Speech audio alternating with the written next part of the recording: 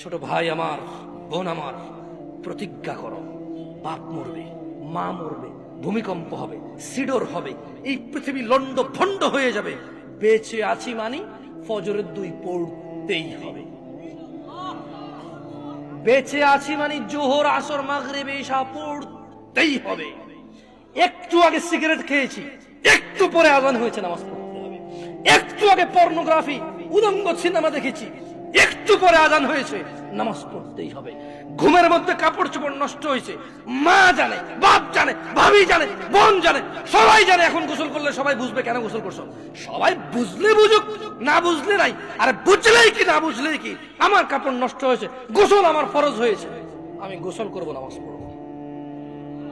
রাতে আমার ঘুম আসে নাই, বন্ধু বান্ধবের পাল্লায় পড়ে সারা রাত বসে বসে উলঙ্গ ছবি দেখেছি, যা অত্যন্ত ঘৃণিত এবং যা আমার জীবনকে তছনছ করে দেবে, যা আমার জীবনের বরকত নষ্ট করে দেবে, যা আমাকে লাঞ্ছিত অপমানিত করবে, এমন অপরাধে লিপ্ত ছিলাম। কারণ এই জানাবে বিচার যে করবে, যে জানার সাথে জড়িত, সে অপদস্থ হবেই হবে। আখিরাতে তো তার আছেই। এই একটাই অপরাধ জানাবে বিচার, একটাই অপরাধ অশ্লীলতা, যেটা শাস্তি আল্লাহ দুনিয়াতে দিয়ে দেয়। কোথায় দেয়? আখিরাতে তো আছেই। সারা রাত উলঙ্গ ছবি দেখেছ, দেখে নিজের জামা কাপড় নষ্ট করেছ, অপবিত্র করেছ নিজেকে, অসুবিধা নাই।